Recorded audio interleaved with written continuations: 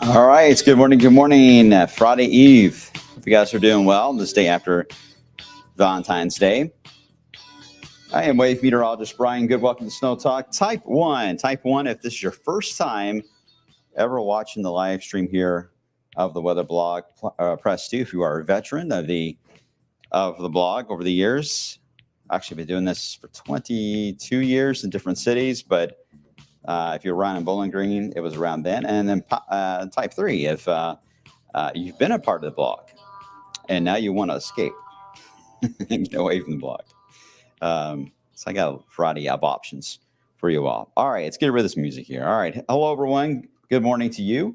All right, I'm seeing a lot of 2s, not many 1s. So a lot of you are the veterans that have been around for a while and watching the blog. It looked different over the years, but it's always been called Snow Talk, and even produced a newsletter there for a while.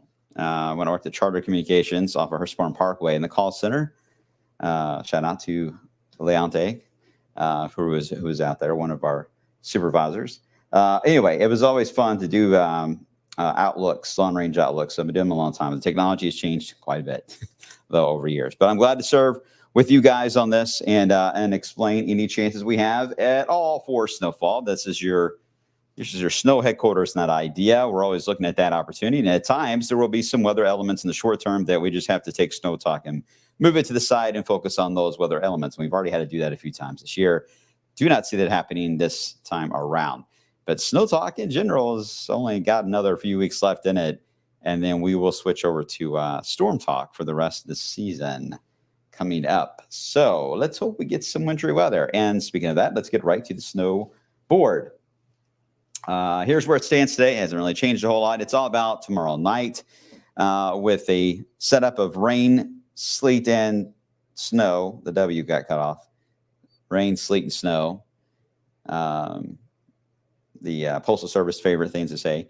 I still kept it at a 2. I think there will be some impacts. You've got to keep in mind, this is not a huge system coming our way. There's a difference in temperature profiles we've got to look at. There is dry air that's involved in this in some parts of the system at certain times, and the speed of the system is relatively fast. So there's a lot to watch that make this whole thing, iffy, and will likely end up with different results from where you are. But confidence is high on getting wintry weather through here. But as far as impacts, that will evolve as we have throughout the afternoon, evening hours on Friday. I'll explain a little more in a second, but it's the reason why we came up with the alert day. We kind of balanced them all out, looked at them all and thought, okay, this is fair, this is not fair.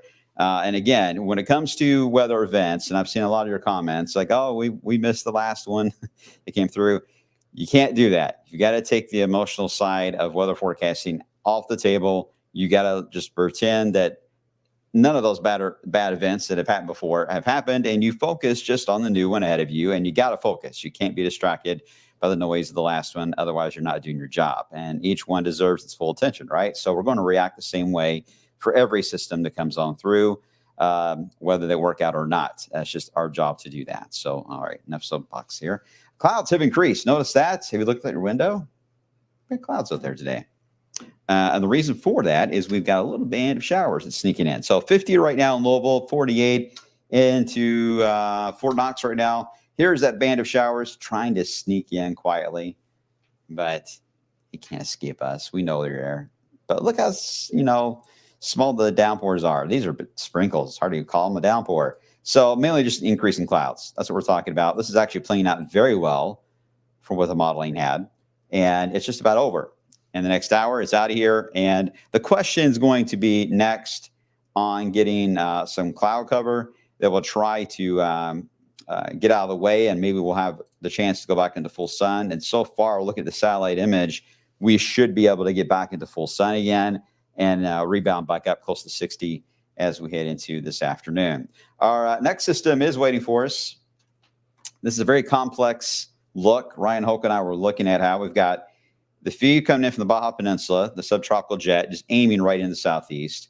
We have multiple waves of energy coming in from Seattle that want to dive in. We talked about yesterday how one brings it in, one ricochets off of Seattle. Either way, whether it ricochets off of Seattle, some of the energy is pulled off of it. So there is energy that comes in over the Rockies, and which is the main driver, too, that's in the seat of that big red L on the weather map will be this feature here. And then we have energy rotating really in a long curve there from the Greenland block, comes in a very U-shaped look and combines all of this. Now, they don't all exactly arrive at the exact same time, but they all play a role in each other on allowing for your moisture supply, your cold air, and also your jet stream to where this thing's going to move fast. So they all kind of work together in their own little way to bring a system that will be fairly compact, but right into the Ohio River Valley. And timing is everything. Timing at night is everything, of course. I say that often, and in this case, that's certainly true. That will be a factor. So let me start with the alerts that are out for it. None here. Got a few on the leading edge, that one piece moving through the Rockies. Don't know if the Weather Service is going to go with an alert today for this, for the Friday night setup. I think they may wait to see what the temperature profile is early in the day.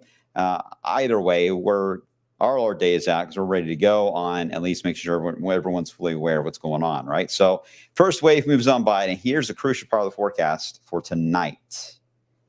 How cold are we going to get tonight? Because some models keep us mid to upper 30s. Well, that means we're going to start Friday off warmer. And therefore, when the system does arrive Friday afternoon, is it going to be a heavy enough precipitation event to cool us down to get to snow? That's the best potential on number one.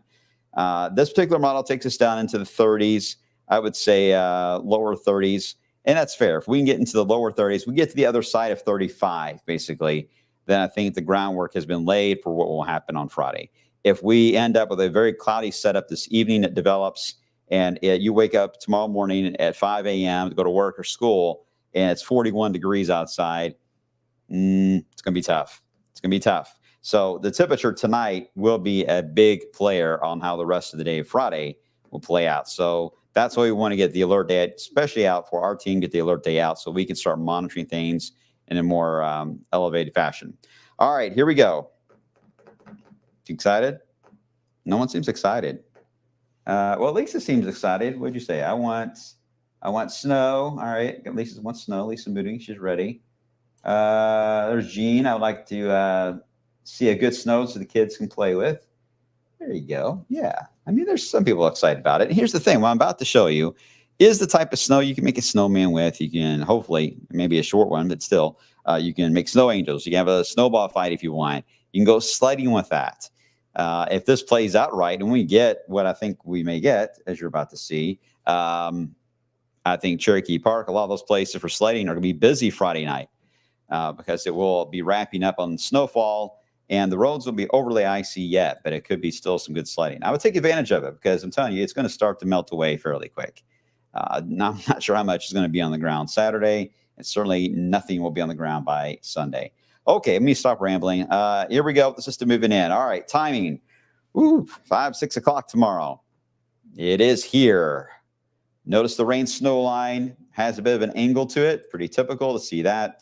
So there will be the leading edge may have some rain with it. Certainly rain across our southern counties. A little bit of a gap there of hardly anything. Indiana along the Ohio River likely will go quickly to snow. Once the snow begins, again, snow rate is key. So it's got to snow at a moderate pace at least to get the temperature down. And we're seeing signs of that happening. But we get into the 6 o'clock time period. We've got a pull 3 of weather elements happening across Indiana and the Commonwealth. It moves off to the east. Most areas, by the time we get into the end of the event, around 8 or 9 o'clock, should be all snow at that point as we get close to 32. And then we'll keep dropping. The snow ends. Could get a few flurries coming in off the Lake Michigan feed, but a few flurries, otherwise dropping down in lower to mid-20s. Now, so even if this were just rain, there's not a ton of wind. There's a bit of a breeze, but not a lot. Even if this were just rain, the potential to get icy roads will go up, especially side roads, bridges, and overpasses. Main roads and treated roads should be just fine. Your porch and your deck, yes, will ice up as well. So just saying rain alone, there will be some travel issues as we later on Friday night. But it likely will not just be rain alone. It's going to be a combination of different types moving into the area, mainly sleet and snow and rain will be a combination. So that is going to add to the slickness that may develop, even if it's light amounts, into your Friday night. So if you have plans Friday afternoon and evening, the snow will be falling on you on your car while you're sitting at the traffic light, maybe some big flakes as you're sitting there thinking, oh no. The thing is, look at your car thermometer. More than likely, you're going to be like 34, 35 when that's happening. So you'll be okay. Just visibility. You get to about 9 or 10 o'clock and you try to venture out. Well, the snow may be ended at that point, but you will look at your car thermometer and it's 31. And now you're getting to the point of getting to the freezing mark and you got to really slow it down out there. So it's two different ways of looking at this as Friday evening evolves. All right, it moves on by and we quiet down, just cold weather, yada, yada, yada. Okay, let's look at the pavement temperatures right now. I mean, they're getting some sun on them, so that helps. But pavement temperatures in the 40s, soil temperatures in the lower 40s. So there's a lot that will work against trying to melt every snowflake that tries to touch the ground or road. It will try hard. In fact, it will win initially. As we said before, heavier snow rates can trump a warm ground. If this ends up being just light snow in your area where it's falling, not really flurries, but more just a light, gentle snowfall, you may notice that it's melted on contact. It's not doing anything. And you're going to see me an email and I'm like, it's snowing here, but it just ain't sticking. It's not sticking. I'm going to be sorry. I can't control the rules of meteorology there. But you could certainly tell that if you are in a spot that you got a heavier snow rate, it will trump this and it'll start to accumulate. That will just not be very even on the map. And that's the challenge we got for a snow map. Looking at this was impressive. I'll show you this a lot, guys. The matrix of snow potential from all the different ensembles from the Euro, right? You guys remember this? Type 2 if you remember this. I think most of you do. But this is the snow matrix. Look how solid it is on tomorrow night. Every single member of its 50-member ensembles give us some measurable snow. And there are quite a few that are blue. I know there's a few that are pink. I wouldn't worry about that. But quite a few that are blue, which would take us to an advisory level snow. So confidence is high, especially on the Euro, on this being a measurable snow event. Now, as you can see down the road, yeah, not good. The rest of February does have a warmer look to it there. So this may be it for a while, guys, on any snow chance that we can get excited about.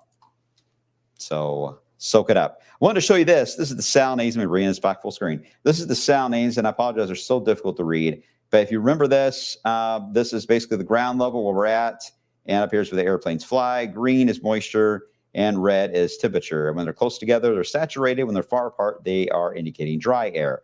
Well, if you look, this is for Louisville. This is at roughly about 4 p.m. on Friday. They're saturated to a point, but there's a gap right here. They do not connect. So it's dry air. But here's the thing. That allows for evaporative cooling. In other words, once we start to get some snowflakes that fly into this, it will cool the air down. And look at that. In just 1 hour difference, you end up with a fully saturated sounding. Both the red and the green are touching each other. And more importantly, they are on the other side of the freezing line, which is right here. So that would indicate all snow. That's just in about an hour, 90-minute window that happens. Very fast. Dry air will overcome that, and you get to a burst of snow. Let me show you the snowfall amounts it's got. A lot of squiggly lines here. It's giving us about 1.6. All right, 1.6. That's not bad. Here is the Elizabethtown area. I focused on that. Same time period, roughly about 4 or 5 o'clock.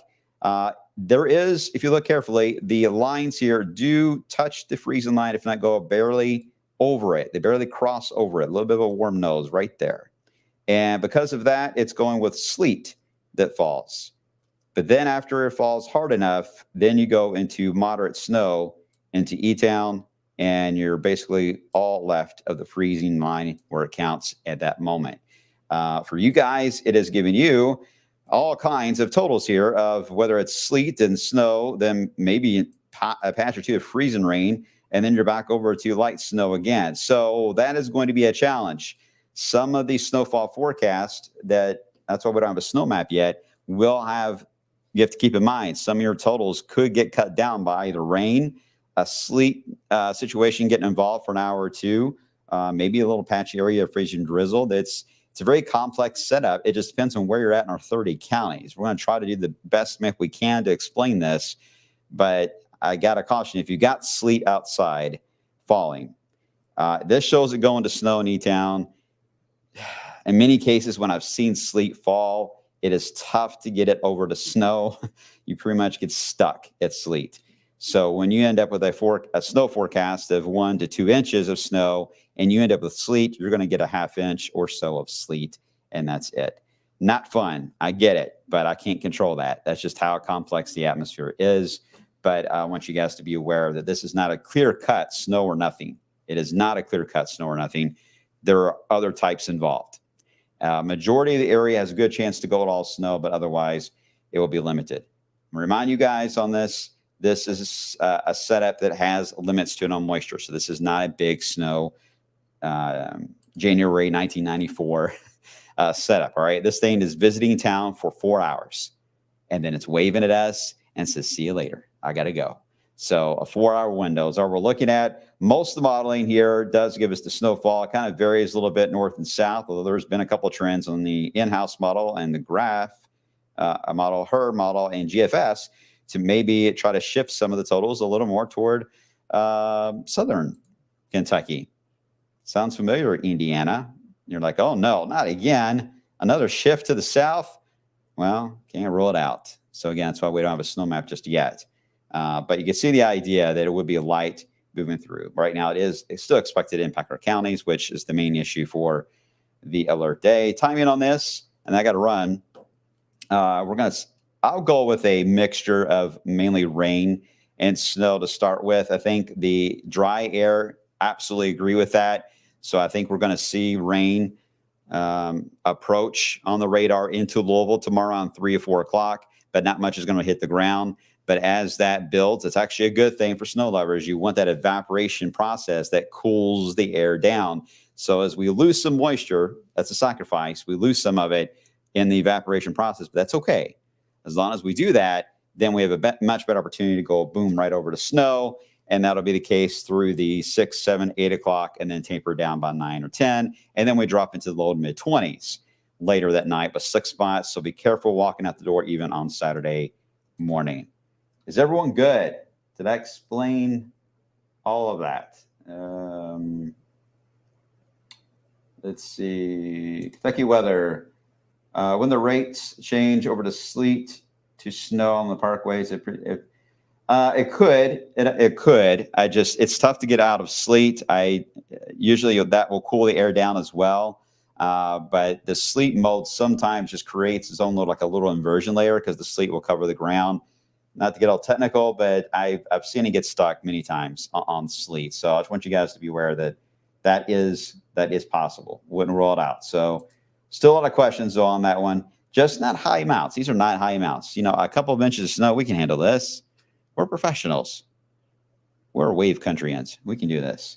But I just don't want you to walk out on the table. I don't want you to walk out onto the deck and then slip and fall or try to get the car. The car door, by the way, may be frozen shut by late Friday night and Saturday. Remember, don't pour hot water on it or anything like that. If you just let it sit there and let the sun hit it for a while on Saturday, you'll be fine. But those kind of things.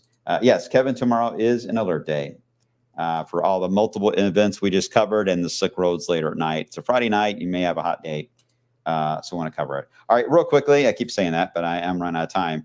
After this moves on by, still some questions, a couple systems midweek, or they look really weak, of whether or not we'll get a system that's going to cut across the Great Lakes, then drop some colder weather, which will likely be rain around Thursday night into Friday, some gusty winds with that. GFS likes the idea of the cutting low instead of cutting across the Great Lakes. It wants to cut it right across the Ohio Valley.